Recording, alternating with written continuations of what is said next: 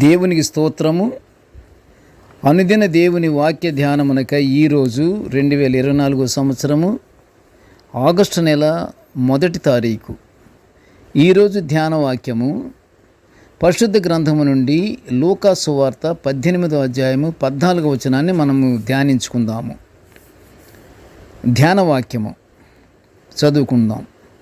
తన్ను తాను హెచ్చించుకునివాడు తగ్గింపబడుననియు, తన్ను తాను తగ్గించుకునివాడు హెచ్చింపబడుననియు చెప్పాను.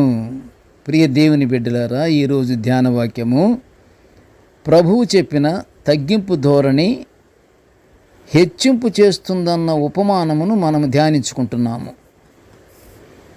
దేవుడు మనుషులను కోరుకునేది మనుషులు ఎల్లప్పుడూ తగ్గించుకొని జీవించాలని కోరుకుంటాడు. దేవుడు ఎంత తగ్గించుకుంటే అంత హెచ్చింపబడతారని, ప్రతి మనుష్యుడు ఉన్నత స్థానమునకు హెచ్చింపబడాలని దేవుడు కోరుకుంటున్నాడు. దేవుని ఆశ కూడా ప్రజల గురించి.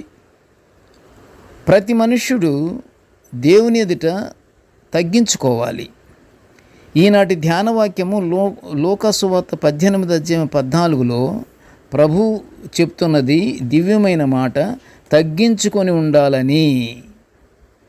మానవుడు తను తాను తగ్గించుకున్నట్టుకు బదులుగా హెచ్చించుకొనుచున్నాడంటే అతను దేవుని కృపను తిరస్కరించుచు అతని సొంత బలంపై ఆధారపడుచున్నాడని తెలియచున్నది. అంతేకాదు ప్రియ దేవుని బిడ్డలారా, తానే విలువైన వాడని సమర్థించుకునేవాడుగా ఉన్నందున ప్రభువు నుండి వచ్చే ఆశీర్వాదాలు కూడా పొందుకునే పరిస్థితిలో లేకుండా ఉన్నాడు అని మనకి అర్థమవుతుంది.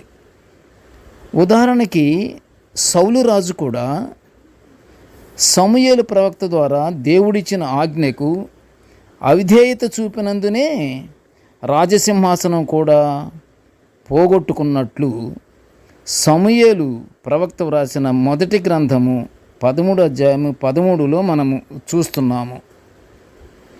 ప్రియ దేవుని బిడ్డలారా, తమను తాము తగ్గించుకుని వారు ఆశీర్వదింపబడతారు. అట్టివారు దేవుని కృప విస్తారముగా పొందుకుంటారు. దేవుని కృపలో మనము నిలిచియుంటూ ఉన్నతముగా ఎదగాలంటే మనము తగ్గించుకొని దేవుని సన్నిధిలో ప్రార్థనలు చేస్తుంటే దేవుడు మనల్ని నీతిమంతులుగా మార్చి మనల్ని ఉన్నత స్థానమునకు హెచ్చిస్తాడు. ఆ ప్రకారంగా మనము తప్పకుండా నీతిమంతులనుగా మనము తీర్చబడుటకై మన జీవితాలను మనము తగ్గించుకొని మనము జీవిద్దాము. తోటి ప్రజలతో మంచిగా ప్రేమతో ఉంటూ అందరితో కలిసిమెలిసి ఆనందముగా జీవించుచు పరలోక ఆశీర్వాదాలు పొందుకుందాము. ప్రార్థన చేసుకుందాం. ప్రేమగల తండ్రి, కృపగల నాయనా, నీ స్తోత్రాలు తండ్రి.